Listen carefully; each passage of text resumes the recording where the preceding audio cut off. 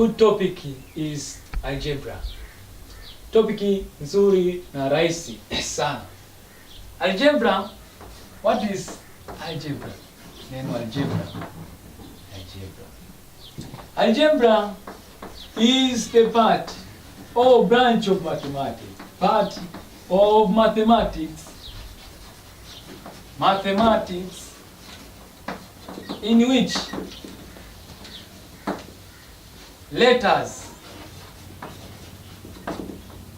and the general symbols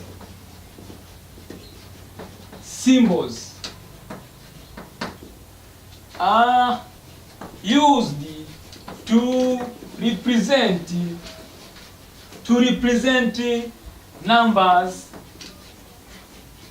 or quantities in formula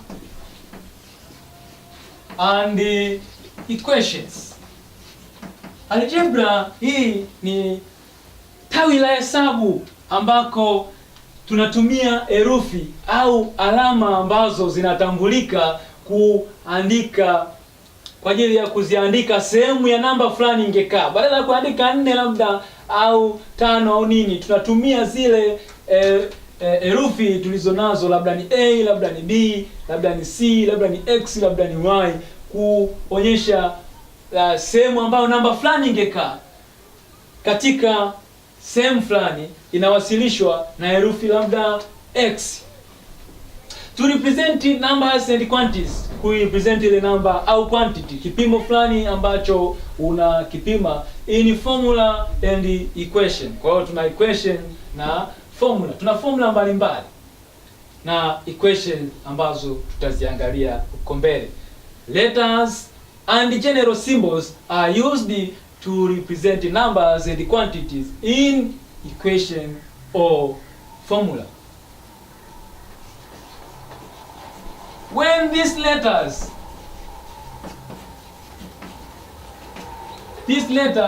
are used to represent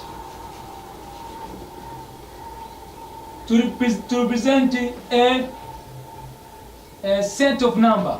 So let's say set, to represent set of numbers.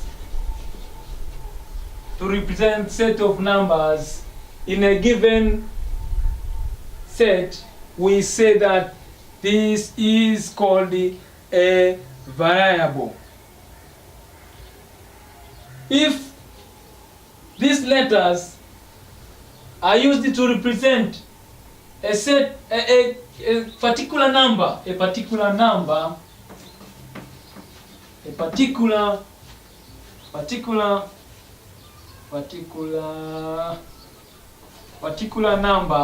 in a given set is called a variable.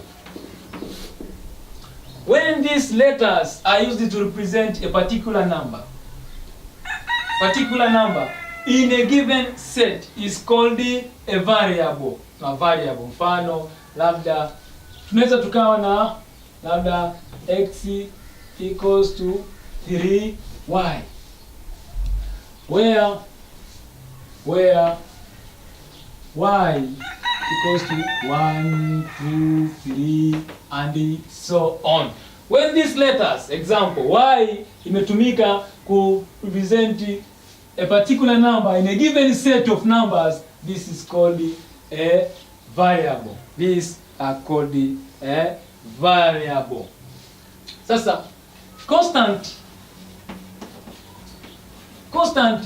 is any fixed number. Fixed numbers tunaita constant. Mfano, 1 ni constant, 2 ni constant, 4 ni constant, labda square root of 2 ni constant, square root ya 15 constant. Fixed number is constant. Kwa hiyo tuna variable ambapo ile letter imetumika kuwasilisha namba fulani katika set ya namba, ina maana ni variable. Lakini constant ni ile namba nzima ambayo inaweza ikawa ni 1, 2, 3, 4, square root ya ngapi, ile number, fixed number. Tunajua kabisa hii ni 1, hii ni 4, hizo tunaziita fixed number. Kwa hiyo tumepata vitu viwili. Sasa variables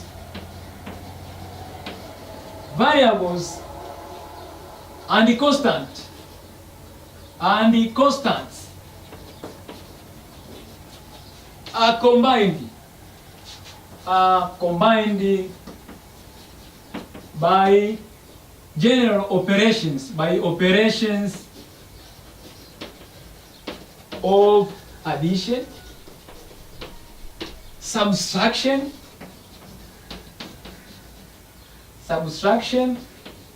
multiplication,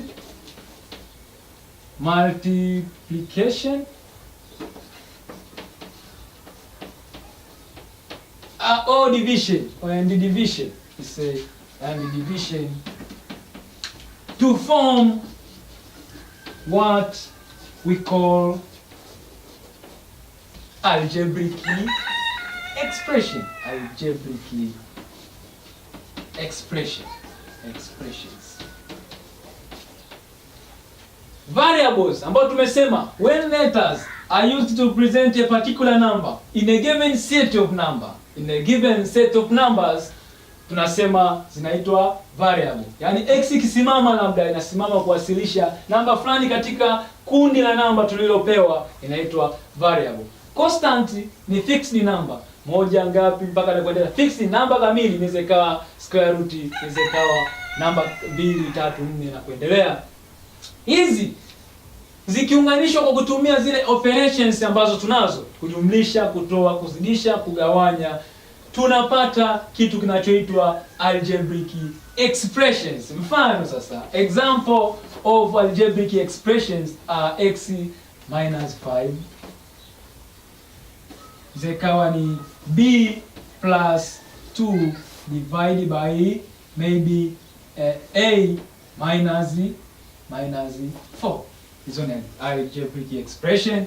Tunaweza tukawa labda na t divided by 1 minus b. These are algebraic expression. When these variables and constants are combined using basic operation of addition, subtraction, multiplication, division, we get what is called algebraic expressions. In our definition, tumesema kwamba kuna equations and formula. What is equation?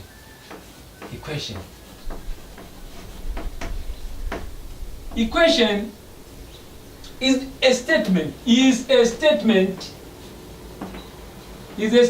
that the values of two mathematical expressions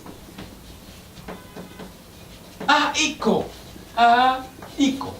The word equation originates from the word equal. Naona sawa. Na maana tunaposema equation is a statement that the values of two mathematical expressions tumesema tuna hizi algebraic expressions. So tunakuwa na two mathematical expressions to show that this part and this part are equal.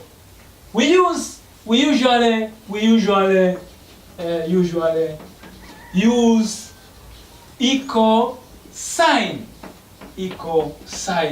to show that the value of one mathematical expression is equal to the value of another mathematical expression.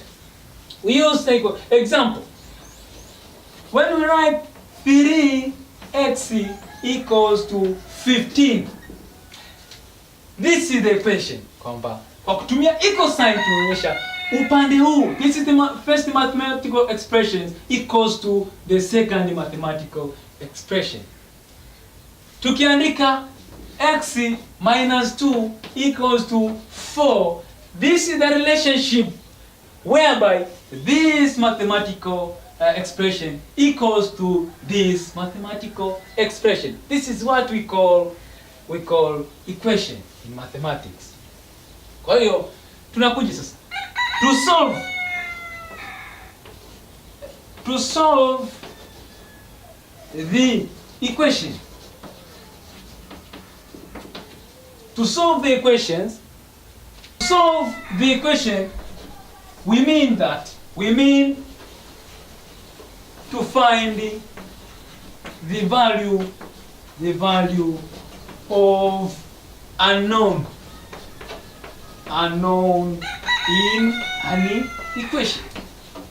To solve the following equation is to find the value of unknown in that equation. Mfano, 3x equals to 15.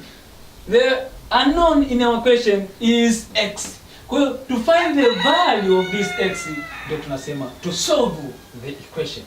Or to solve the equation is to find the value of unknown in that equation. We have different types of equations. We have equation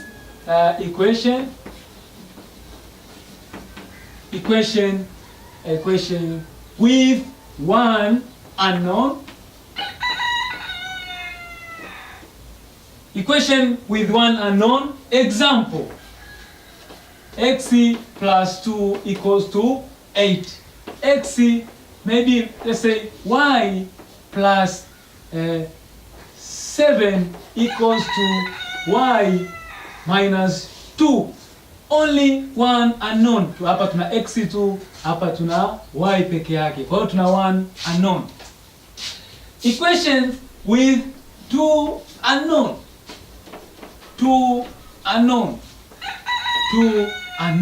Na equation ambazo zina unknown mbili. Mfano, x plus y equals to 2. X and y ni variable ambazo hatujui ni ngapi. Kwa hiyo hii ni equation with two unknown. Kuna equation with three unknown. Simple. Equation with 3 unknown, with 4 unknown, and so on and so on. Lakini for our level tutasoma only equation with 1 unknown and equation with 2 unknown. Kwa hiyo let us start equation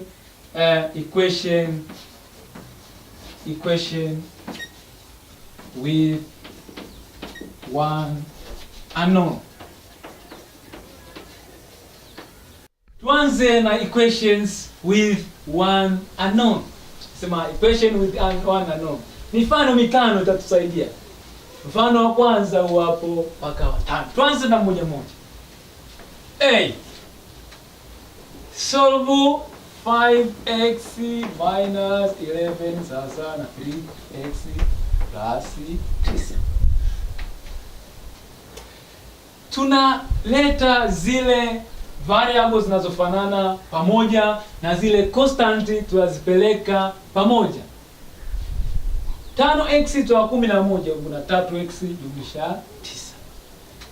11 ili tuiondoe 11 huku, ina maana tunatakiwa tufanyeje? Tujumlishe kwa 11 na huku tujumlishe kwa 11. Kwa tunachukua 5x minus 11 plus 11 ili ije 0 ni sawa sawa. Huku upande mwingine 3x plus 9 plus 11. Kwa nini tunafanya hivyo? Na maana pande mbili ni sawa. Tumesema tunatumia iko sign. Kwa tukijumlisha 11 huku na huku lazima tujumlishe 11 ili equation yetu izidi kuwa sawa. Ukiongeza 11 upande mmoja huku usipoongeza, na maana tunaharibu equation, haitakuwa sawa. Ukizidisha upande huu na huku lazima uzidishe kwa namba yoyote hiyo. Kwa ndio maana tukijumlisha 11 ili 11 tuiondoe huku, tunajumlisha 11, lakini na upande mwingine lazima tujumlishe 11. 11 negative 11 jumlisha 11. 11 toa 11 imekwisha. Tunabakiwa na 5x. Ni sawa sawa na 3x jumlisha 9 jumlisha 11 ni 20. Kule constant tumeshamaliza. Hatua inayofuata ni kuleta zile variable pamoja. Huku ni 3x, tunataka tumhamishie huku. Kwa hiyo huu ni 3 ni positive. Huku tunatoa ili tumuondoe huyu huku tumlete upande huu. Kwa 5x toa 3x ni sawasawa na 3x jumlisha 20 toa 3x. Lazima tutoe kila upande. Ukitoa huku na huku lazima utoe kwa sababu ni equation. 3x toa 3x imekwisha. 5x toa 2x. Kama variable zinafanana x tunatoa zile namba kawaida 5 toa 3 2x sawa na 3x toa 3x imekwisha, tunabakiwa na 20 gawanya kwa 2 gawanya kwa 2 x ni sawa na 10. Unaweza ukahakikisha. Kuhakikisha unachukua 10 unaiweka kwenye equation zako. Chukua 5 mara 10 ni 50. 50 toa 11 tunabakiwa na 39. Pande moja 39 huku. 3 mara 10 ni 30. Jumlisha 9 39. Tumeshapata jibu letu ni sahihi. 39 ni sawa na 39 ni kweli. B. Solve 9 minus 2 x minus 3 sawa na x jumlisha 10. Kwanza swali letu lina namba nzima alafu lina mabano. Fungua mabano kwanza. 9 toa 2x mara x ni 2x. Negative 2x mara negative 3 inabadilika tendo inakuwa jumlisha 6. Ni sawa na x jumlisha 10. Tunakwenda zile constant tunazijumlisha kwa pamoja. Upande huu kuna 6. Kwa hiyo 9 jumlisha 6 ni 15. Toa 2x ni sawa na x jumlisha 10. Tukitaka kumtoa huyu constant huku tunamjumlisha na 15 na huku tumejumlisha 15 pande zote. 15 toa 2x toa 15 ni sawa na x jumlisha 10 toa 15. Tumetoa kila upande. 15 toa 15 imekwisha. Tunabakiwa na negative 2x. Ni sawa x jumlisha 10. 10 toa 15 inabaki x. 10 toa 15 inabaki negative 5. Tunaleta x upande huu. X tunamwacha upande, zile constant tunamwacha upande huu. X yetu ni positive. Huku tunatoa na kule tunatoa ili tumhamishie upande huu. 2x toa x ni sawa na x toa 5 toa x. X toa x imekwisha, tunabaki na negative 5. Negative 2x toa x tunabakiwa na negative 3x. Ni sawa na x toa x imekwisha, negative 5. Gawanya kwa negative 3, gawanya kwa negative 3. X ni sawa negative gawanya kwa negative tunapata positive inakuwa ni 5 ya 3. C. Solve x over 3 minus x minus 2 over 2 equals to 7 over 2. Swali letu hilo. Tunaona tuna kama sehemu. Maswali kama haya, hatua ya kwanza kabisa ni kuhakikisha kwamba unaondoa zile sehemu katika equation mbili pande mbili za equation tulizo nazo. Kwa hiyo tunaangalia 3, 2 na 2, tunatafuta KDS, namba ambayo tukizidisha itamaliza hizi namba za chini. KDS ya 3, 2 na 2 tunaweza tukachukua tu 3 mara 2 kwa sababu hapa ni 2 na hapa ni 2. Kwa hiyo 3 mara 2 ni 6. Kwa hiyo namba ambayo tutaizidisha kila upande ili imalize hizi namba za chini itakuwa ni 6. Tunachukua x gawanya kwa 3 minus x toa 2 gawanya kwa 2. Tunazidisha hii namba yote mara 6 ni sawa na 7 ya 2 mara 6. Tunazidisha 6 kila upande. Tunachukua ni x gawanya kwa 3 mara 6 toa x toa 2 gawanya kwa 2 mara 6 ni sawasawa na 7 ya 2 mara 6. Kwa 2 1, kwa 2 3. Kwa 2 ni 1, kwa 2 ni 3, kwa 3 ni 1, kwa 3 ni 2. Tunazidisha 2 mara x ni 2x toa 3 mara x toa 2 ni sawasawa na 7 mara 3 21. Kishafika hapo sasa umeshaondoa zile namba za chini zote. Kwa hiyo hatuna sehemu tena katika equation. Ukishafika hapo sasa ndio unafungua mabano. 2x toa 3 mara -3 mara x ni -3x. -3 mara -2. Negative mara negative ni positive. -3 mara -2 inakuwa ni +6. Hapa ndio lazima uwe makini. Unapozidisha negative na negative inakuwa positive. Unapozidisha negative na positive inakuwa negative. Kwa hiyo lazima utumie akili kwenye kufungua mabano ili usije ukapoteza maana ya swali. -3 mara x ni -3. -3 mara -2. Negative mara negative ni positive. 3 mara 2 6. Kwa hiyo inakuwa ni jumlisha na 6 ni sawasawa na 21. 2x toa 3x. 2x toa 3x ni -x jumlisha 6 ni sawasawa na 21. Tunatakiwa tumuhamishe 6 sasa tubaki na x. Kwa hiyo tunatakiwa tumuhamishe 6 aende upande ule. Hapa tuna positive 6. Kwa hiyo tutatoa 6 ili iishe na kule tutatoa 6. -x jumlisha 6 toa 6 sawa na 21 toa 6. 6 toa 6 imekwisha, tunaona -x ni sawa na 21 toa 6 ni 15. X gawanya kwa negative gawanya kwa negative. X sawa na -15. X yetu ni -15. Kwa hiyo ukiweka huku -15, ukitaka kuhakikisha sasa unakuja kuweka -15 gawanya kwa 3 tunapata -5. Toa -15 toa 2 tunabakiwa na -17. Toa kwa umakini ndani ya mabano, iweke ndani ya mabano. -15 toa 2 -17 ni sawasawa na 7. Gawanya kwa 2. -17 gawanya kwa 2 tunakuwa na -17 gawanya kwa 2 ni sawasawa na 7 ya 2. Angalia, jaribu pale.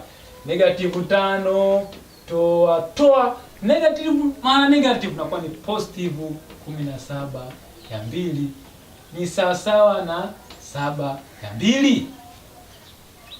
Toa sehemu za kwa 17 ya 2 toa 5 ya 1. KDS hapa ni 2. 2 gawanya kwa 2 ni 1 inakuwa ni 17. Toa 2 gawanya kwa 1 ni 1. 2 gawanya kwa 1 ni 2 mara 5 ni 10. Kwa hiyo 17 toa 10 ni 7 ya 2. Ni sana upande mwingine 7 ya 2. Kwa hiyo ukienda kwa umakini ni lazima utapata jibu sahihi. Nenda hatua kwa hatua. Watu wanachanganya kwenye kuzidisha negative na negative number. Watu wanachanganya sana. Kuwa makini katika kuzidisha negative number. Negative number. Example B. Word problem. Swali la fumbo. Robert's father is 4 times as old as Robert. Umri wa baba yake Robert ni mara 4 ya umri wa Robert mwenyewe. After 5 years, baada ya miaka 5 mbeleni, father will be 3 times as old as Robert. Miaka 5 mbele, umri wa baba utakuwa ni mara 3 ya umri wa Robert. Find their present age. Sasa anasema hapa tunafanya comparison ya umri wa baba na umri wa Robert mwanae. Kitu cha kwanza ni let the age of Robert be x. Umri wa Robert uwe ni sawa na x. Tunaandika sasa. Andika hapa Robert mtoto, hapa andika father. Pande mbili. Tukishaandika hivyo tunaanza sasa kusoma tena. Robert's father is 4 times as old as Robert. Kama umri wa Robert tumesema ni x, basi umri wa baba yake ni 4 mara x. Afika. Endelea kusoma. After 5 years, miaka mitano. Na maana kwa miaka mitano baadaye, ina maana huyu Robert atakuwa ameongeza miaka mingine mitano, na pia baba naye atakuwa ameongeza miaka mitano. Kwa hiyo tunachukua after 5 years x plus 5, na kwa baba pia atakuwa amejumlisha miaka mitano, x plus 5. Baada ya miaka mitano, umri wa baba sasa will be 3 times as old as Robert. Baada ya miaka mitano hapa sasa, umri wetu wa baba utakuwa ni 3 mara umri wa Robert. Kwa hiyo tunachukua umri wa baba, kumbe baada ya miaka mitano hapa utakuwa ni 4x plus 5 ni sawa sawa na 3 mara umri wa Robert baada ya miaka mitano. Basi umeshapata equation sasa. Unaendelea kama tulivyofanya mifano mingine. 4x jumlisha 5 sawa sawa na 3 mara x, 3x jumlisha 3 mara 5 15. Huku namleta chukua 4x toa 3x. Huku namhamishia kwa ni 15 toa 5. X ni sawa sawa na 15 toa 5 ni 10. Kumbe umri wa Robert ni miaka 10. X tulisema ni let the age of Robert be x. Kwa hiyo Robert's age is 10 years. Present age of Robert is 10 years. Baba ni mara 4 ya umri wa kwa sasa hivi ni mara 4. Sio baada ya miaka mitano. Kwa sasa hivi ni mara 4 ya umri wa nani? Wa Robert. Kwa tunachukua 4 mara 10 sawa sawa na ngapi? 40 years. Kwa hiyo umri wa baba kwa sasa hivi ni miaka 40 na wa Robert ni miaka 10. Lakini miaka mingine 5 baadaye sasa tukijaribu kuhakikisha miaka mingine 5 baadaye, maana Robert atakuwa na miaka 15. Miaka 5 baadaye Robert atakuwa na miaka 15. Baba atakuwa na miaka 40 jumlisha 5 kwa 45. Ndio utaona sasa 45 ni sawa sawa na 3 mara 15. Kwamba miaka mingine 5 baadaye baba atakuwa ni mara 3 ya umri wa nani? Wa Robert. Umemaliza swali lako. Rahisi kabisa. Question E. The sum of two number is 25. Sasa the sum of two number is 25. Hatujui hizo namba mbili ni zipi. Labda let the two numbers be A and B. Kwa hiyo namba hizi mbili tuseme ni A na B. The sum of two numbers is A plus B, ndio sum hiyo. Jumla ni ngapi? 25. Maishia andika equation. One of the number exceed the other by 9. Kwa hiyo tuseme namba moja kati ya hizi imezidi nyingine kwa 9. Kwa hiyo tuseme labda tunaweza tukasema A ndio imezidi B kwa ngapi? Kwa 9. Au B ndio imezidi A kwa 9. Kwa hiyo tuseme labda namba moja A ni sawa sawa na labda B jumlisha 9. Kwamba B imezidi A kwa ngapi? Kwa 9. Kwa hiyo A ni sawa sawa na B jumlisha ngapi? 9. Kuwa makini. Namba moja imezidi nyingine kwa 9. Kwa hiyo tunaweza tukaandika popote. Hata tukibadilisha tukiandika B ni sawa sawa na A jumlisha 9 au A ni sawa na B jumlisha 9, tuko sawa. equation labda ya pili, equation ya kwanza. Sasa kwenye equation ya kwanza tumeshaambiwa kwamba a ni b jumlisha 9. Kwa hiyo tunakuja kuandika equation 1, a plus b ni sawa na 25 equation 1. But a equals to b plus 9 in equation 2. Kwa substitute, ingiza tu kule kwamba a ni b jumlisha 9, kumbe a ndo b jumlisha 9. Kwa b jumlisha 9 jumlisha b, hii ndo a yetu hii. A ni sawa na b jumlisha 9, b jumlisha 9 jumlisha b sawa na 25. B jumlisha 9 jumlisha b, b jumlisha b tunapata 2, b jumlisha na 9 ni sawa na 25. 2b ni sawa na 25, huku natoa 9 na huku natoa 9, toa 9.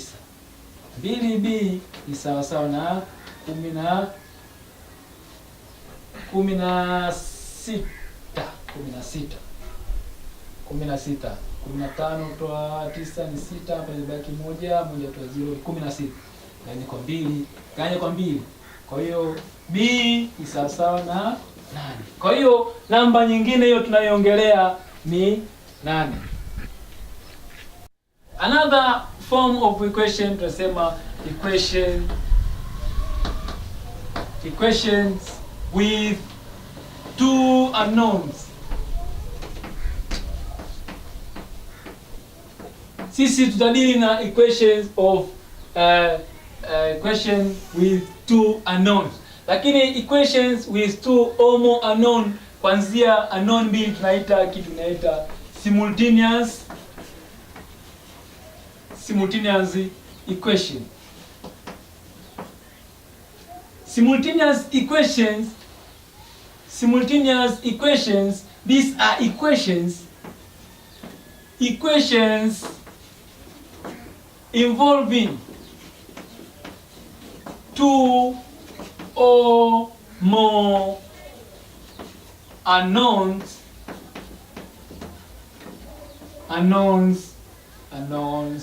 that are to be equal or to be the same. Let's say are to be the same in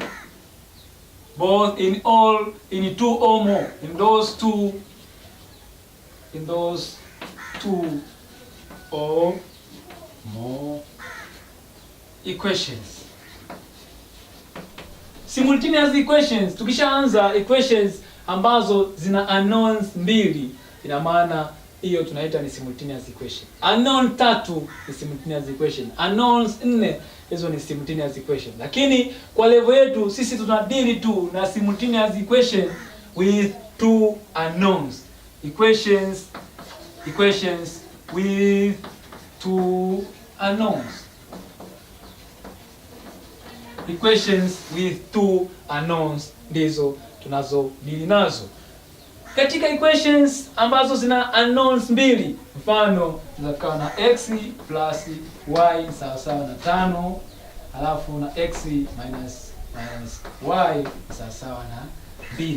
Lazima ukipewa equation with two unknowns, lazima upewe pia equations mbili. Uwezi ukatafuta two unknowns in equation moja tu kama hii hapa, ukatafuta two unknowns. Ukipewa equations with two unknowns, ni lazima upewe equations mbili ili uweze kutafuta thamani ya zile unknown. Ukipewa unknowns zikiwa ni 3, lazima upewe equation 3 ili uweze kutafuta zile unknown 3. Lakini hapa sisi tunaishia kwa level yetu ni equations with two unknown. Equations with two unknowns ambazo ni lazima upewe unknown na equations mbili. To solve equation with two unknowns, we have so many ways to solve. Tuna njia nyingi za kusolve equation with two unknown. Moja ambayo tutaitumia inaitwa elimination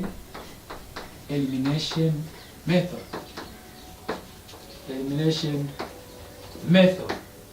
Ya pili ambayo tutatumia inaitwa substitution method. Ya tatu ambayo tutajifunza sasa hivi ni graphical method.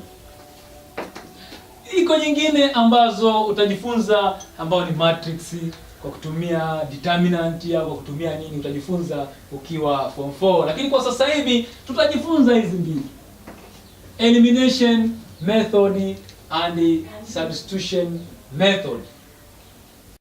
Kwa hiyo tuangalie mifano hii ya simultaneous equation, na tutaanza kusolve kwa elimination method, alafu tutaangalia yale maswali kwa substitution method. Tuangalie utofauti wa elimination na utofauti wa substitution kwa. Solve the following system of equation. A. Tuna y equals to 2x minus 3. Tuna 2x plus 3y equals to 1. Hii ni equation 1. Question 2. Tuna equation 2. Kitu cha kwanza kwa kutumia elimination method. Tunaanza na elimination method. Hizi zote mbili tunaanza na elimination method. Kitu cha kwanza katika equation mbili ni kuhakikisha kwamba zile variables zimekaa katika sehemu sawa. Kwa mfano, hii hapa tunataka kama tukipanga x ziwe za kwanza zifuate y, alafu ndio namba za majibu zifuate. Ukishapanga hivyo ndio uendelee. Kwa tu hii ya kwanza y ni sawa na 2x toa 3. Tunataka ifanane na hii hapa. Kwa hiyo tutamhamishia y huku na 3 arudi huku. Tutaandika huku ni negative, akirudi kwa na kuwa positive. 3 ni sawa na 2x toa y, ambayo ni sawa na kuandika 2x toa y ni sawa na 3. Ya kwanza hiyo. Kwamba hizi iko 2x plus 3y na hapa inatakiwa ianze 2x minus y. Yaani tukizipanga sasa, hii ndio equation yetu ya kwanza. Tukizipanga sasa kwamba itakuwa equation yetu ya kwanza kwa 2x minus y ni sawa na 3, na ya pili ni 2x plus 3y ni sawa na 1. Hii ni equation ya kwanza, hii ni equation ya pili. Tumepanga x zikaanza, y zikafuata na zile majibu yakawa huko. Hiyo ni hatua ya kwanza ya mwendo. Hizi ni equation mbili. Sasa tunaangalia kwa substitution method. Tunataka tufanye either x hizi zifanane au y zifanane.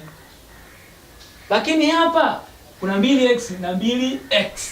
Kwa hiyo tukisema tutoe equation hii, toa hii hapa, ina maana 2x toa x itaisha, itabakiwa na y zenyewe. Ikishabakiwa na unknown moja, nitaweza kupata jibu langu. Kwa hiyo ninatoa 2x toa 2x, imekwisha. Ni sifuri. Toa. Sasa hapa ndo natakiwa makini. Hii ni negative y. Toa 3.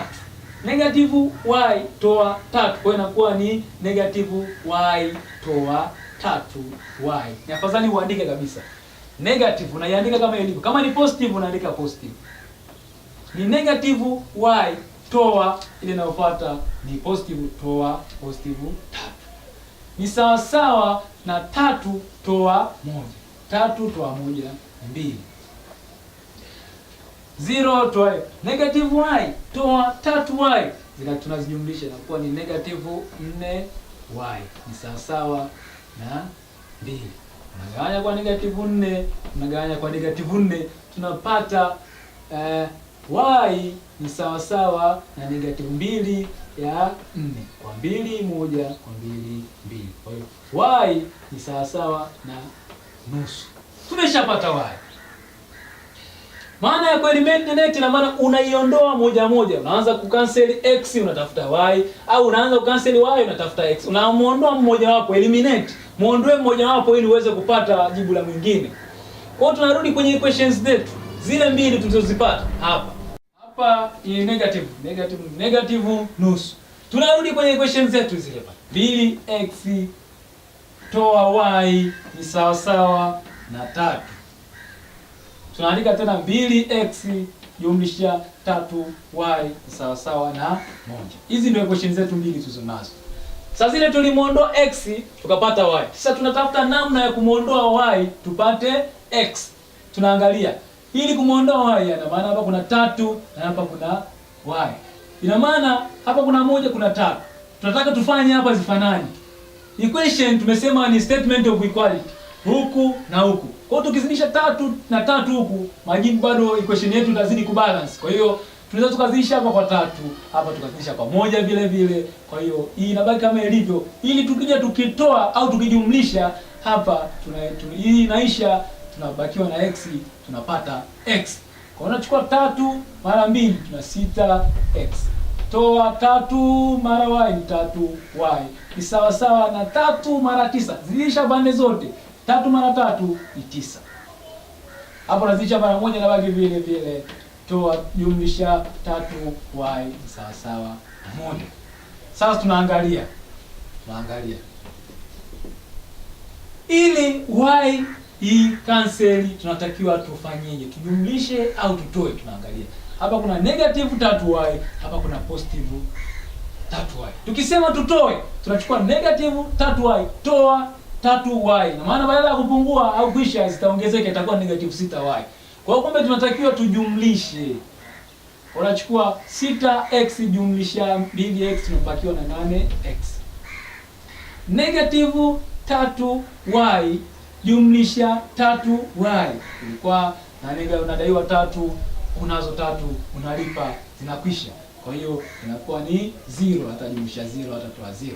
Ni sawa sawa na 9 jumlisha 1 ambayo ni 10. Kwa hiyo 8x sasa na 10 gawanya kwa 8 gawanya kwa 8. X ni sawa sawa na 10 gawanya kwa 8.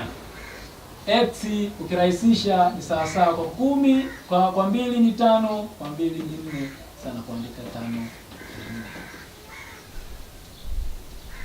Ukitaka kujua kama majibu yako ni sawa, unazirudisha kule, una substitute value of x na y, unaangalia kama ni sawa. Hapa y tuna negative 2. Kwa hiyo tunaweza tukahakikisha tu tukaandika negative 2 labda. Tuseme kwenye equation ya kwanza y sawa sawa na 2x toa 3. Y hapa tumepata negative 2. Je, negative 2 nusu ni sawa sawa na 2 mara x. X yetu tumepata 5 ya 4 toa 3. Tunahakikisha hapa negative nusu ni sawa sawa na kwa 2 ni 1, kwa 2 ni 2. Sawa na 5 ya 2 toa 3. Toa sehemu kawaida. Sawa, tafuta KDS ni 2. 2 kwa 2 ni 1, 1 mara 5 ni 5, 2 kwa 1 ni 2, 2 mara 3 ni 6, kwa tunatoa 6.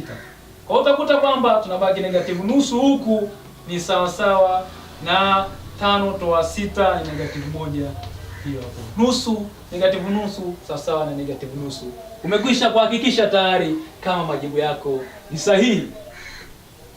Swali la kwanza. Swali namba B. Tuna 3x jumlisha 4 nitoa 4y sawa sawa na 7. Negative 7. Tuna 2x jumlisha 3y. 2x jumlisha 3y ni sawa sawa na 1. Question ya kwanza, question ya pili. Tunaanza kumuondoa nani sasa? Tunaanza kumuondoa x. Tuanze kumuondoa x tupate y au tumuondoe y tupate x. Tunapanga namba. Hizi namba 3x y. Majibu. Kisha kama zimepangwa hivyo hazina shida. Tunaangalia sasa. Hapa kuna 3x, hapa kuna 2x. Nataka x afe. Either nikimtoa au nikijumlisha afe. Naangalia na maana hapa ni 3, hapa ni 2. Nizidishe kwa ngapi ili hizi namba ziwe sawa? Kwa haraka hapa nizidishe kwa 2 hapa nizidishe kwa 3, ili hapa nikizidisha mara 2 ni 6 na hapa ni 6. Hizi namba unazoziweka unajumlisha kote. Na hii unaweka unazidisha kote. Unazizidishia zote, alafu unapata equation ile ile lakini imeelezewa kwa namna nyingine. 2 mara 3x ni 6x. 2 mara -4 nitoa 8y. -7 mara 2 -14. -14. 3 mara 2 ni 6x. Jumlisha 3 mara 3 9y. Sawa na 3 mara 1 3. Ili x afe tunatakiwa tufanye nini? Tutatoa 6x toa 6x ibaki 0. -8y toa ni kama ni -8y toa 9 positive y. Sasa -14 toa 3. -14 toa 3. Kwa hiyo -8y toa 9y unajumlisha inakuwa ni -17y. Sawa na -17. -14 toa 3. Gawanya kwa -17, gawanya kwa -17. Hii ni 17. Hii inakwisha inakiwa y sawa na -17 gawanya kwa -17 sawa na 1. Umeshapata y sawa na 1. Hatua inayofuata tunaangalia sasa, tunarudi kuja kumuondoa y. Tunaandika equation yetu kama ilivyokuwa. Naandika ni 3x toa 4y sawa na -7. 2x jumlisha 3y ni sawa na 1. Tunaangalia sasa. Tunataka tumuue y. Ili y ape hapa kuna 3 hapa kuna 4. Hazifanani. Nifanyeje ili ni umuondoe? Nafikiria namba ambayo nitazidisha haraka hapa na hapa inipe majibu ambayo yatakuwa sawa. Hapa nikizidisha kwa 3 itanipa 12. Hapa nikizidisha kwa 4 itanipa 12, zitafanana. Kwa hiyo zile namba nilizoziweka nitazidishia kote. 3 mara 3 ni 9x. Toa 3 mara 4 ni 12y. Sawa na 3 mara -7 -21. 4 mara 2 ni 8x. Jumlisha 4 mara 3 ni 12y. Sawa na 4 mara 1 4. Tunaangalia sasa. Ili y aondoke inatakiwa tufanye nini? Ili y aondoke tunaangalia. Tukijumlisha -12y jumlisha 12 itakufa. Ukitoa inakuwa -12 toa 12 inakuwa -24. Kwa hiyo wapi? Tutakachofanya tunajumlisha. Kwa hiyo tumeshapata -21. Hapa nini? Kwa hiyo tunachukua 9x jumlisha 8x ni 17x. -12y jumlisha 12 imekwisha 0. Ni sawa na -21 toa 4. Unadaiwa 21, unazo 4 unalipa, unabaki unadaiwa 17. Gawanya kwa 17 kwa 17. X ni sawa na -1. X tumepata -1, y tumepata 1. Kuhakikisha jibu letu, andika kwenye equation yoyote ile. Tuchukue labda equation 1, 3x toa 4y sawa na -7. X yetu ni -1, y ni 1. Kwa hiyo 3 mara -1 toa 4 mara 1 ni sawa na -7. 3 mara -1 ni -3. Toa 4 mara 1 sawa na -7. -3 toa -4 ni -7 ni sawa na -7. Kwa hiyo ni sahihi jibu letu. Hiyo ni kwa elimination method. Pili ni substitution method. Substitution method. Substitution method. Tuanze na ule mfano. Y, mfano wa kwanza y ni sawa na 2x toa 3. Alafu 2x jumlisha 3y ni sawa na 1. Hii ni question 1, hii ni question 2. Substitution method inamaanisha kwamba unatakiwa uzibadilishe ile moja hapo ya equation zile ulizopewa, ili upate value moja ambayo utakuja kuingiza kwenye equation ya pili, zibaki variable moja au unknown moja tu ibaki kwenye ile equation, ikupe jibu la variable ile unayoitafuta. Kwa mfano, hapa tuna y ni sawa sana 2x toa 3. Tayari tumesha kupewa y. Y tumeshapewa ni sawa sana 2x toa 3 kwenye equation 1. Sasa hii ndio una substitute y equals to 2x minus 3 in equation ya pili. Tayari tuna y sawa sana 2x toa 3. Kwa hiyo tunakuja kuingiza ile 2x toa 3 kwenye equation ya pili. Equation ya pili ni ipi? 2x plus 3y sawa na 1 ndio equation ya pili. Lakini tuna y sawa sana 2x toa 1. Penye y tunaingiza 2x toa 1, 2x jumlisha 3 inakuwa ni 2x toa 3 ni sawa sawa na 1. Fungua mabano, 2x jumlisha 3 mara 2 ni 6x toa 9 ni sawa sawa na 1. 2x jumlisha 2x ni sawa sawa na 8x. 8x. Huku ni 9, negative 9. Tunamhamishia kule. Anakuwa ni ngapi? Inakuwa ni sawa sawa na 1. Huku ni negative, huku tutajumlisha. Kwa 8x ni sawa sawa na 10. Gawanya kwa 8, gawanya kwa 8.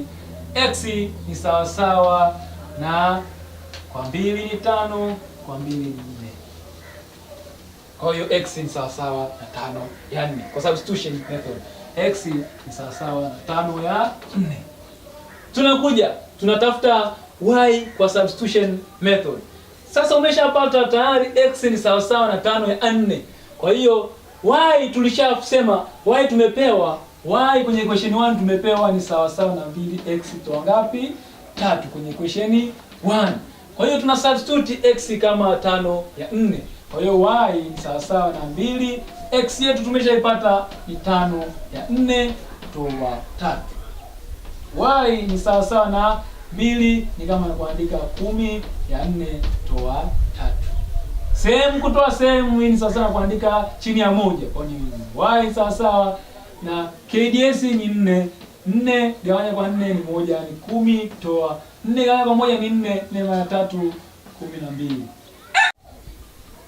Kwa hiyo y ni sawa sawa na negative 2 ya 4. Negative 2 ya 4. Rahisisha kwa 2 ni 1, kwa 2 ni 2. Y ni sawa sawa na negative half. Kwa hiyo ukiangalia na majibu tuliyopata kwenye elimination method ni sawa kabisa na tunayopata kwenye substitution method. Kwa hiyo kwa substitution method x ni 5 ya 4 na y ni negative nusu. Lazima majibu yafanane.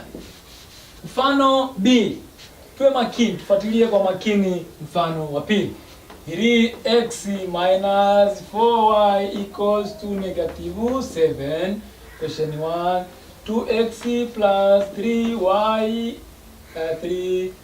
equals to 1. Equals to 1. This is equation 1. This is equation 2.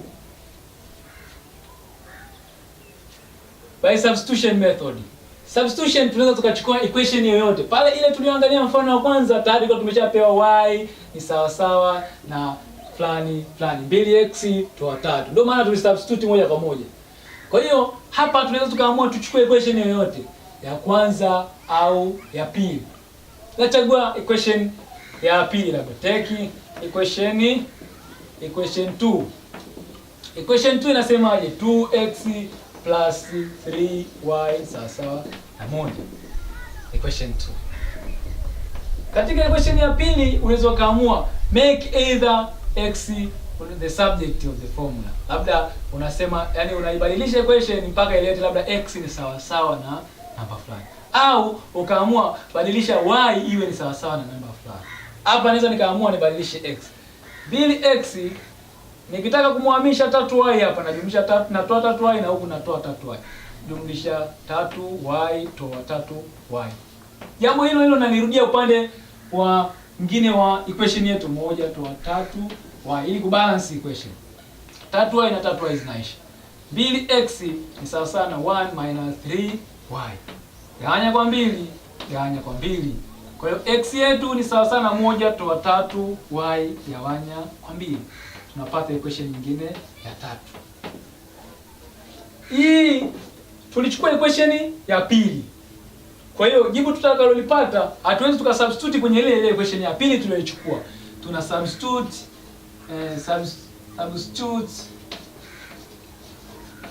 equation 3 tuliyoipata into equation 1. Equation 1. Ungechukua equation ya kwanza ukameki either x sawa sana kitu fulani au sawa sana kitu fulani, huwezi kusubstitute kwenye ile equation uliyochukua. Una substitute kwenye equation inayofuata. Ukichukua equation inayofuata ukimake labda x the subject of the formula, unakuja kusubstitute kwenye ile nyingine uliyoiacha. Kuwa makini hapo. Kwa hiyo nitachukua equation 1 yangu ni ipi? Equation 1 inasema 3x toa 4y sawa sawa na negative 7. But in equation 3 tayari ninayo x ni sawa sawa na 1 toa 3y gawanya kwa 2. Na substitute sasa kwenye equation yangu hiyo 3x tayari kumbe nimepewa ni 1 toa 3y gawanya kwa 2. Toa 4y ni sawa sawa na negative 7. Sasa nikazidisha kwa 2 kila upande kuiondoa hii 2 huku chini. Zidisha kwa 2. Kwa 2 kila upande huku kwa 2, hapa kwa 2, kwa 2. Ukizidisha kwa 2 kama iko upande sehemu moja tu ya namba unazidisha kote kote. Kwa 2 hapa itakuwa ni 6, 1 toa 3y. 2 nazidishia pale toa 8y. Sasa negative 7 mara 2 negative 14. Fungua mabano 6 toa 6 mara 3 18y toa 8y sawa sawa negative 14. Equation 3 tayari tuna 1 toa 3y gawanya kwa 2 ndio x yetu. Tuna substitute kwenye equation ya kwanza. Equation ya kwanza tuko nayo ni 3x toa 4y sawa na 17. Lakini x yetu ni 1 toa 3y gawanya kwa 2. 3 tunaingiza 1 toa 3y gawanya kwa 2 toa 4y sawa sawa na negative 7. Zidisha kwa 2 kila upande kuiondoa huku chini. Kwa hiyo unachukua ni 3. 1 minus 3y gawanya kwa 2 mara 2 toa 4y mara 2 sawa sawa negative 7 mara 2. 2 na 2 zinakwisha. Tunazidisha ndani. 3 mara 1 ni 3 toa 3 mara 3 9y. Toa 4y mara 2 8y. Negative 7 mara 2 negative 14. Una collect like terms. Huku ni positive, kule inakuwa negative. Kwa negative 9 toa negative y tunapata negative 17y.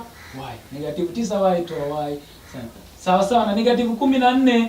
Huyu huku ni positive, kule anakuwa negative. Negative 17y ni sawa sawa na negative 17. Gawanya kwa 17 negative, gawanya kwa 17 negative. Y ni sawa sawa na positive 1. Negative gawanya kwa negative ni positive. Ukishapata y sawa sawa na 1, equation yetu ya 3 inatuambia x ni sawa sawa 1 toa 3y gawanya kwa 2. Lakini y ni 1. Kumbe x sawa sawa na 1 toa 3 mara 1 gawanya kwa 2. Ni sawa sawa na 1 toa 3 ni negative 2 gawanya kwa 2. Negative gawanya kwa positive ni sawa sawa na negative 1. Kwa hiyo x yetu ni sawa sawa na negative 1. X yetu ni negative 1 na y yetu ni 1. Kwenye kuandika jibu unaweza ukaamua unaandika therefore x, y equals to x ni negative 1. Negative 1, y ni 1, 1. Tunaandika hivi. Therefore x, y equals to -1, -1. Vile vile huku tutakuwa na maswali ya mafumbo. Sasa maswali ya mafumbo unaweza kaamua ukatumia njia yoyote kati ya elimination au substitution, lakini baada ya kutengeneza equation. Utata unakuwa kwenye kutengeneza equation. Kwa hiyo example 2 inasemaje?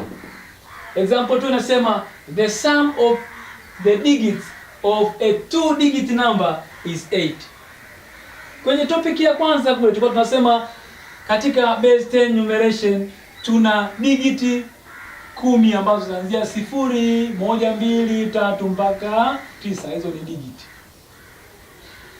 Namba ya digiti 2 ni namba yenye digiti 2 hapa inaweza ikawa labda 1, 2.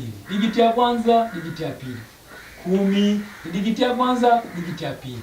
25 digiti ya kwanza, digiti ya pili. Mpaka 99 ndio namba yenye digiti 2. Kwa hiyo namba hii inayozungumziwa digiti zimeanzia 10 mpaka 99. Yaani hiyo namba ipo kati ya 10 mpaka 99. Namba yenye digiti 2 inaanzia 10 mpaka 99. The sum of the digit of a 2-digit number. 2-digit number inaanzia 10 mpaka 99. Hii ina digiti ya kwanza, ya pili. Ya kwanza, ya pili. Hatujui hizi digiti zote ni ngapi. Kwa hiyo tunaweza kusema let the 2 digits be x and y. Tuseme zile digiti mbili ikawa ni x na y. Kwa hiyo namba tutaiandikaje? Itakuwa ni x, y. Hiyo ndio namba. Hii ndio namba tunayozungumzia. Hiyo namba ya digiti mbili itakuwa inaweza hapa ni 1 hapa 2 ikawa 12. Inaweza hapa ni 2 hapa 3 ikawa 23. Inaweza hapa ni 6 hapa 4 ikawa 64. Hatujui hizo namba sasa. Ndio tunazitafuta. Lakini the sum of the digits, sum of digit, digiti ya kwanza na hii. Ukichukua digiti ya kwanza na ya pili ukijumlisha unapata 8. Kwa hiyo x nikajumlisha na y ni sawa na 8. Napata equation yangu ya kwanza. Equation ya kwanza. Utata upo kwenye equation ya pili. The number obtained by interchanging the digits exceed the original number by 18. The number obtained by interchanging the digit. Sasa hii digit iko hivi. Namba itakayopatikana, ya maana kama ilikuwa ni 23, ukizibadilisha digit, 3 inakuja hapa na 2 inakuja. Inakuwa ni 32. Hiyo ndio umeinterchange. Kama ilikuwa ni 42, ina maana inaweza ikawa 2 ukirudisha huku na 4 ukiweka pale ndio umeinterchange digit. Ukizi-interchange digit ina maana kama nilisema namba yangu ni xy, hiyo namba itakuwa ni yx. Hapa ndio nime-interchange. Nime-interchange ile namba. Sasa hapa ndipo tunapo kwenda kwenye expansion of number. Namna ya kuexpand namba tuliyosoma katika topic ya kwanza. Y x na x y tuzitofautishe kwa namna gani? Tukiexpand ile namba ya kwanza ilikuwa ni xy. Tukiexpand hapa ni 1, hapa ni 10. Ni sawa na kabisa na kuandika 10x jumlisha y. Tukiinterchange ile namba 1 yamebadilika, yamerudi kwenye 10 na 10 yakaenda kwenye 1, ni sawa kabisa na kuandika 10y jumlisha x. Kwa hapo sasa umeshapata question 2. Sasa unaenda kwenye ile condition iliyokupa. The number obtained by interchanging the digit exceed the original number by 18. Hii pia imezidi. Hii namba tuliyopata kwa kuinterchange hizi digiti ni hii hapa. Imeizidi hii hapa kwa 18. Kwa maana nyingine, namba tuliyopata 10y jumlisha x ni sawa sawa na 10x jumlisha y jumlisha 18. Unajumlisha wapi ile 18? Na maana ile namba ya kwanza ukijumlisha na 18 ndio unapata namba ulioibadilisha zile digit. Unatengeneza equation ya pili. Hapa ni sawa na huku kuna y, unaweza kuchukua 10 y toa y jumlisha x toa 10x sawa na 18. 10y toa y ni 9y jumlisha toa x toa negative 10x tutapata negative 9y sawa na 18. Na hii inagawanyika kwa 9 kwa tunarahisisha kwa 9 kwa 9 9. Tunapata hapa ni x. Tunapata y toa x ni sawa na 2. Equation ya pili tunaipata hapa. Sasa hapo wewe ndio utaamua utumie njia gani kusolve. Utaamua utumie njia gani. Ukishapata equation mbili utaamua utumie njia gani kusolve. Equation ya kwanza tulikuwa na x plus y sawa na 8. Hapa tunakuwa na y toa x ni sawa na 2. Sawa na 2. Kwa hiyo tunaangalia sasa. Zipange namba. Huyu anze kama ni x hapa ni y. Hapa ni y. Kwa hiyo tumbusha negative kwa ni x plus y sawa na 8 na hapa ni negative x plus y ni sawa na 2. Tumuondoe yoyote ile. Tukifanya hii ni x ni negative x. Tukifanyaje ndio ataisha? Tukitoa tunakuwa ni x toa x ambayo itakuwa toa inakuwa jumlisha inakuwa ni 2x. Lakini tukijumlisha inakuwa ni x jumlisha negative x tunapata 0. Y jumlisha y ni 2y ni sawa na 8 jumlisha 2 ni 10. Hii imeisha huku ni gawanya kwa 2 ni sawa na 5. Y ni sawa na 5. Tunaweza sasa tukachanganya. Sasa unaweza ukachanganya ukasubstitute 5 pale ukapata jibu kwenye hii equation yoyote ile 1 au 2. Tumeshapata y ni sawa na 5. Kwa hiyo tunaingiza pale x jumlisha y ni sawa na 8 but y equals to 5 plus 5 equals to 8. X equals to 80 minus 5 x equals to 3. Kumbe ile namba sasa sisi jibu letu swali letu anatuambia find the number, na namba yetu tuliyosema ni let the number be x y. Tulisema ile namba hiyo ni x y. X ni 3 na y ni 5. Kwa hiyo the number is tunaanza x 3 alafu 5 35. Kumbe namba yetu ni 35. Tunahakikisha ukichukua the sum of 2 digits. Kwa hiyo 3 jumlisha 5 ni 8. Ukiinterchange sasa, ukizibadilisha. Na maana tuna 35, hapa tuna 35, ukibadilisha tunapata 53. 53.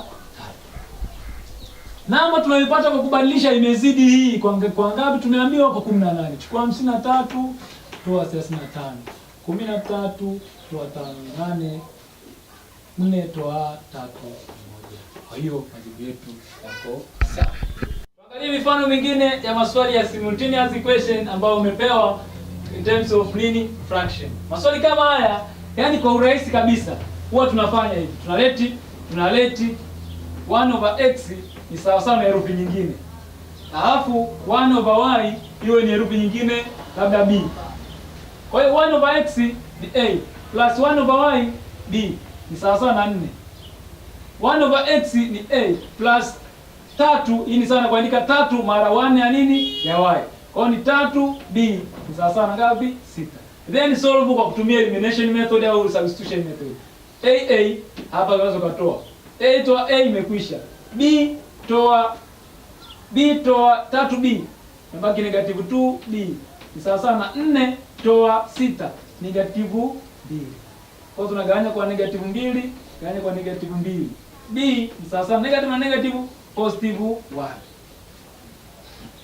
Haya, tunakuja. Tumeshapata b ni positive 1. Kwa hiyo a jumlisha b ni sawa na nini? Na 4. Hii equation hiyo yetu hapa. B ni 1. Kwa hiyo a jumlisha 1 sawa na 4. A ni sawa na 4 toa nini? 1. A ni sawa na 3. Ukishafika hivi Tunasema but a equals to 1 over x. Kwa hiyo 3 sawa sawa na 1 over x. Cross multiplication 3x ni sawa sawa na 1. Gawanya kwa 3, gawanya kwa 3. X ni sawa na 1 ya 3. Haya, b tumepata b ni sawa sawa na 1. But tumesema b ni sawa sawa na 1 over y. Kwa hiyo 1 over y ni sawa sawa na 1. Cross multiplication 1 tukizidisha hapo 1 sawa sawa na nini? Y. Kwa hiyo y equals to 1. Kwa hiyo x ni 1/3, y ni 1. Kwa hiyo tukiandika x, y ni sawa sawa na 1 over 3, 1. Hii ndio namna ya kufanya maswali kama haya. Unaleti yani hata kama umepewa herufi zozote zile, labda ni 4 over x plus 6 over y ni sawa sawa na 20, au kapewa labda ni 6 x over x plus 2 over y sawa sawa na 10. Tunaleti kwanza 1 over x, na maana hapa tutaandika ni 1 times 1 over x jumlisha 6 1 over y. Hii unaileta herufi nyingine yoyote hii. Na hapa 1 over x unaileta, unafanya kama tulivyofanya, unapata majibu yako yote. Another subtopic, which is the last subtopic, is inequalities. Inequalities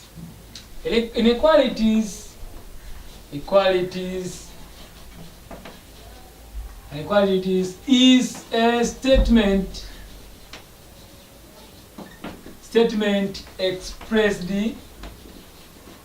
expressed by inequality symbol. Tulisema kwamba tuna equation inatokana na neno iko, kwamba ni statement of equality, kwamba mathematical expression hii ni sawa sawa na hii.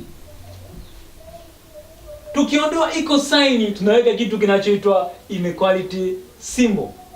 Inequality symbols tulizonazo, badala ya kuweka sawa sawa, yani ile iko sign is replaced by the following. Inequalities sio sawa, sawa na sio sawa. Tuna inequality ya kwanza, ndogo au sawa na. Namba yoyote inayokaa huku kwenye ule mkunjo inakuwa ni kubwa, kwa hiyo this is less than. Kwa hiyo tunaweza tukaandika, labda tukiandika a is less than b, ni sawa sawa kabisa na kuandika b is greater than a, kwamba hii namba inayokaa huku ndio ndogo, inayokaa kwenye kiwiko huku ndio ndogo, na hii hapa hii inayokaa ndani ni kubwa. Inequality inayofuata ni greater than. Hizi inequality mbili, less than na greater than, inatengeneza kitu kinachoitwa exclusive. Tuliambia exclusive kwamba has include ile, yani tukisema a ni ndogo kuliko b, na maana kwamba a yani b, namba zilizoko chini ya b ndizo zina satisfy inequality ya kwamba b yenyewe haipo ila chini ya b. Mfano tukiandika labda 2 ni ndogo kuliko 4, au tukaondoa 2 tukaandika x ni ndogo kuliko 4. Kwa hiyo x itarange kuanzia 3.99 mpaka negative namba na kuendelea negative, lakini haiwezi kafika 4. 4 kamili haipo hapa, ndio maana tunasema ni exclusive. Inequality nyingine ziko chache tu, ni greater or equal. Mfano hii inaitwa greater or equal. Hii inaitwa inclusive. Ni inclusive kwa maana kwamba tukisema 5 is greater or equal to 5. Tukisema greater or equal, tumeshataja iko kwa 5 ni sawa na 5. Kwa hiyo ni sawa. Greater or equal to 5. Tukiandika x is greater or equal to 4. Maana greater or equal to 4 inaanzia 4 na kuendelea, 4 yenyewe ikiwepo. Inequality nyingine ni less or equal. Less or equal, ambayo ni kinyume cha hii, ndogo au sawa na ile namba. Tukiandika namba fulani x ni ndogo au sawa na 3, ina maana 3 yenyewe inaanza ni 3, labda 2, 1, negative number na kuendelea, zote zinakuwa zina satisfy hiyo inequality. Kwa hiyo pande mbili za tunazozipata, tunapata pande mbili, labda x less or equal to 3. Hizi pande mbili tunaita sides of inequality, inequalities, sides of inequality.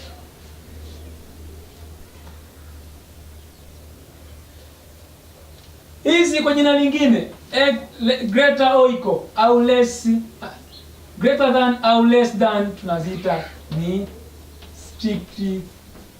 strict inequality. Inequality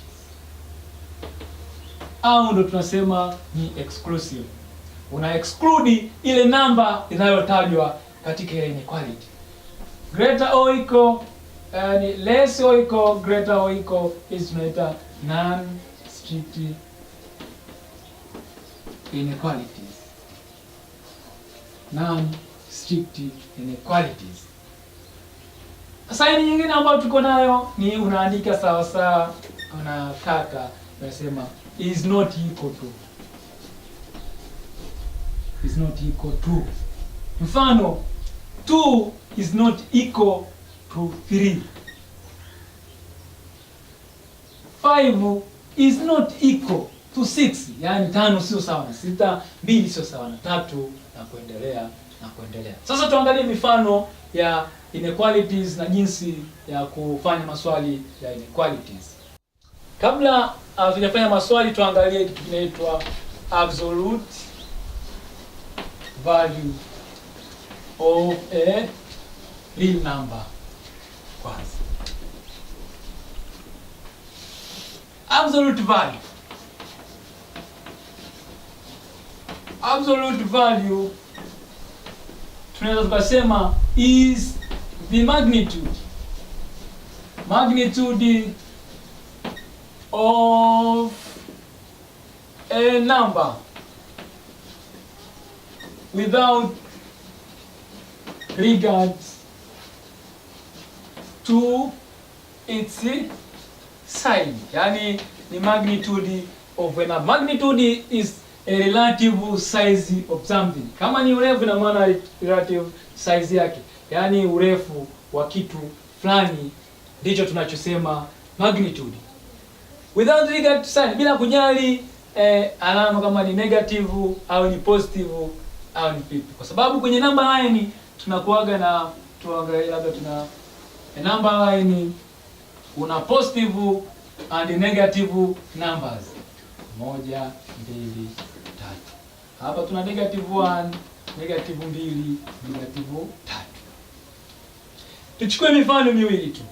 Tukitaka kuchukua umbali kutoka hapa mpaka hapa ni 1, 2, 3. Labda kama ni centimeters, ilikuwa ni centimeters. Kama ilikuwa ni terms of centimeters, umbali kutoka hapa mpaka hapa ni sentimita 3. Turudi upande mwingine wa sifuri, kuna negative numbers. Na maana upande huu tukitaka kujua umbali kutoka hapa mpaka hapa, tutaandika ni kutoka hapa mpaka hapa ni negative 3.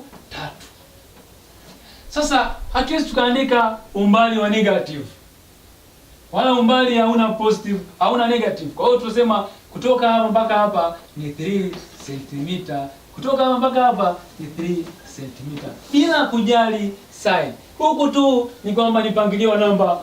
Hapa tunashumu kwamba unarudi nyuma, kama labda hapa ni hapa ni Dar es Salaam. Kwa hiyo ukatoka hapa ukaenda Lindi, labda kilomita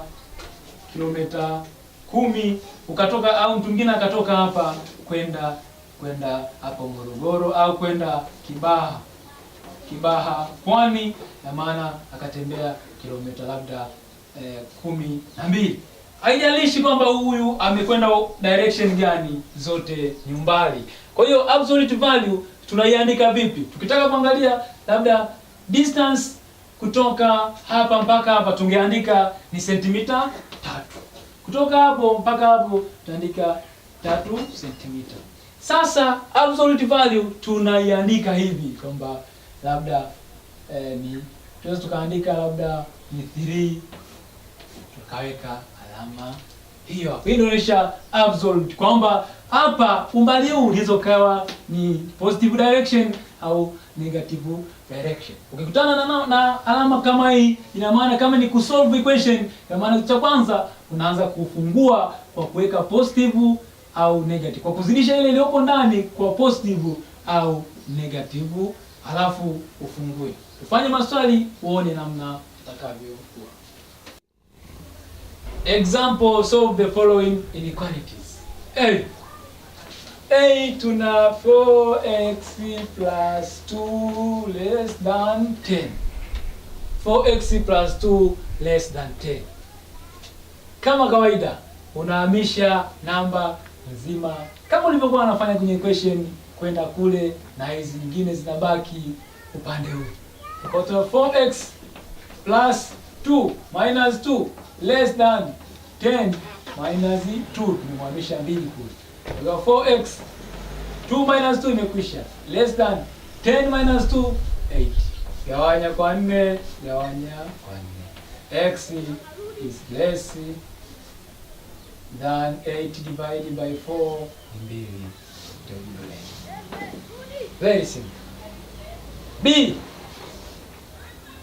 negative 2 x plus 3 less than 10.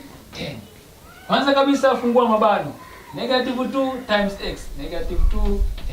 Negative 2 times positive 3 minus negative 6 less than 10. Hamisha zile namba nzima kwenye upande ambao kuna namba nzima, huko acha variable. Negative 2x toa 6 less plus 6 less than 10 plus 6. Negative 2x huku 6 na 6 zimekwisha, less than 16. Gawanya kwa 2 kwanza, gawanya kwa 2. Huku tuna 2 na 2 zinaisha, nabaki negative x less than 8. Sasa tunagawanya kwa negative. Kwa negative hii inagawanyika kwa negative, hii inagawanyika kwa negative. Ukigawanya namba kwa negative, x negative na negative ni positive. Ukigawanya inequality kwa negative inabadilika. Ina maana kama ilikuwa ni ndogo inakuwa kubwa, greater than negative 8. C, 15 toa 2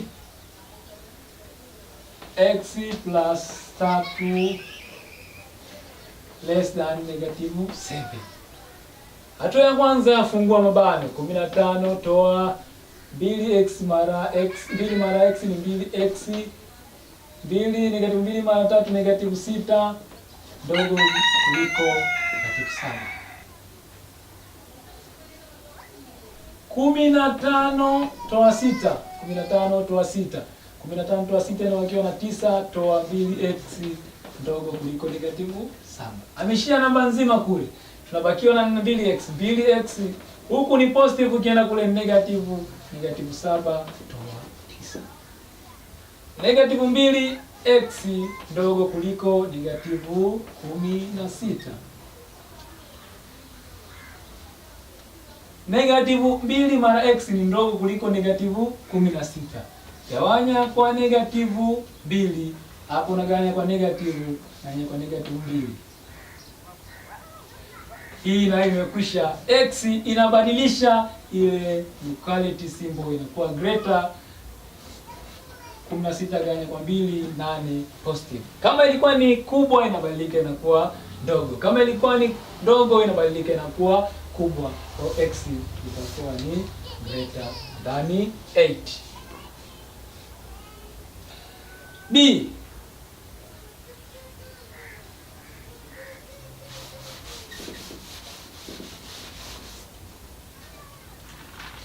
B, tuna swali kama -10 less than 2 plus x less than -1. Tuna inequality symbol mbili, kuna hii hapa na hii hapa. Ina maana hapa tuna kama comparison ya mathematical expression tatu. Huyu tunamkompare na huyu na huyu tunamkompare na huyu. Tunaweza tukaanza na upande mmoja wapo, tukaanza hivi. Ina maana kwa maana nyingine 2x plus x ni kubwa kuliko -10.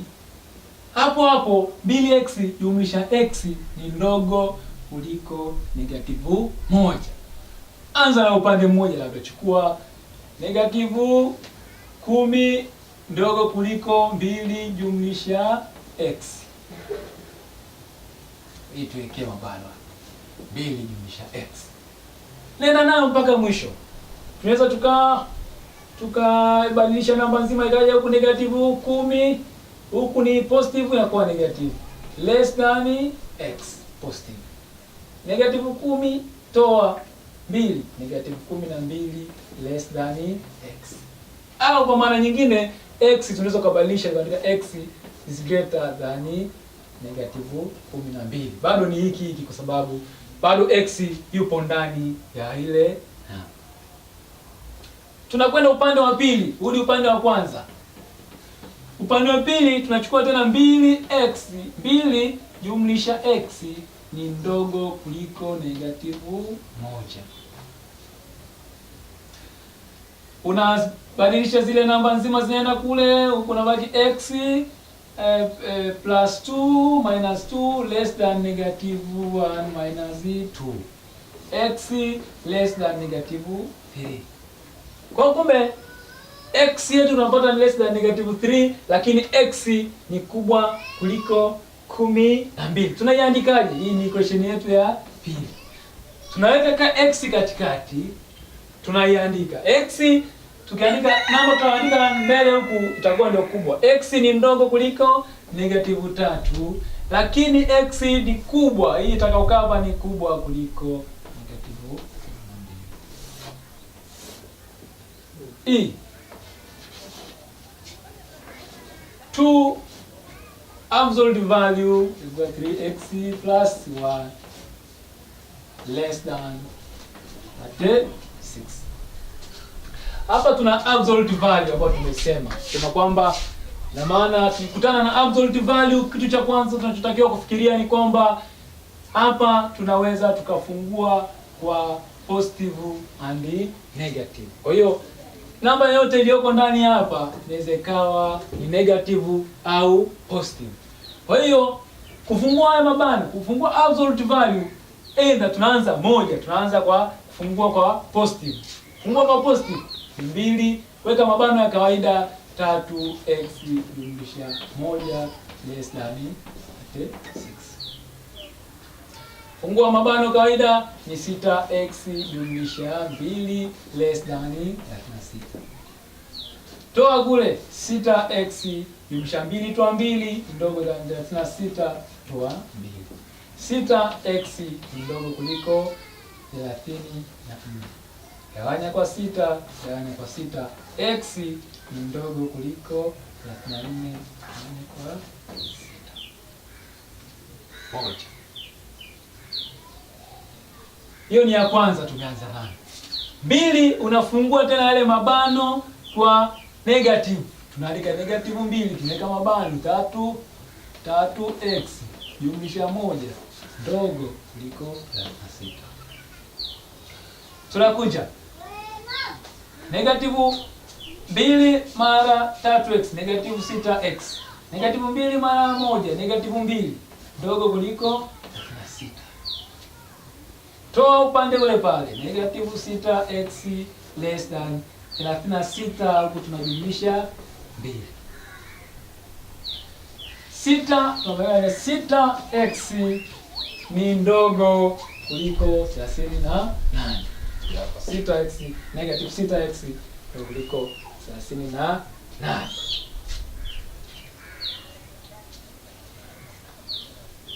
Gawanya kwa negative 6, hapa tunagawanya kwa negative 6. Hii na hii imekwisha. X hii alama inabadilika inakuwa ni greater 38 gawanya kwa 6, lakini hii ni negative. Unaona? Kwa hiyo x inaweza ikawa less than 34/6 au x ikawa ni kubwa kuliko 38 ya 6. Kwa hiyo tunaweza kuandika hivi, tukazichanganya sasa. X ni ndogo, yaani hizi namba tutakayoandika kule itakuwa ni ndogo. X ni ndogo iko wapi? X ni ndogo kuliko 34 ya 6. Lakini x vile vile ni kubwa kuliko 38 ya 6. Kwa hiyo kwenye kufungua absolute value, hii namba utaifanya kama hii namba ni positive au ni negative, upate majibu mawili. Kwenye absolute value lazima upate majibu mawili. Mfano, tuongeze mfano mmoja kwenye absolute value. Leo tukao mfano labda mwingine wa nyongeza. Inaweza kawa labda solve, inaweza kawa ni x plus 3 is less than 6. Tumesema kufungua mabano tunaanza labda tunaweza tukafungua ikiwa positive. Kwa tumesema kwamba tukiangalia absolute value inaweza kuwa na positive au negative, kwa sababu tukiweka absolute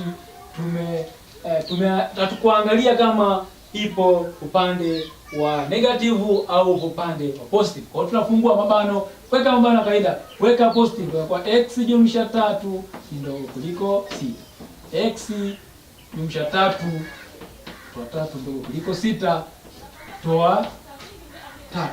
X ni ndogo kuliko 1. 2 tunafungua kama negative. Negative x jumlisha 3 ndogo kuliko 6. Negative x toa 3 ndogo kuliko 6. Kwa hiyo negative x toa 3 jumlisha 3 ndogo kuliko 6 jumlisha 3. Kwa hiyo negative x ni ndogo kuliko 9. Gawanya kwa negative, gawanya kwa negative, gawanya kwa negative y. Hii tunapata x inabadilika inakuwa ni greater than negative 9. Kwa hiyo tumepata majibu. X ni ndogo kuliko 6, x ni ndogo kuliko 3, na equation yetu ya pili tuna x ni kubwa kuliko 9. Kwa hiyo tunaweka x katikati. X ni ndogo kuliko ile ndogo kuliko 3, tunaandika 3. Lakini x yetu ni kubwa kuliko 9, tunaandika kubwa kuliko negative 9.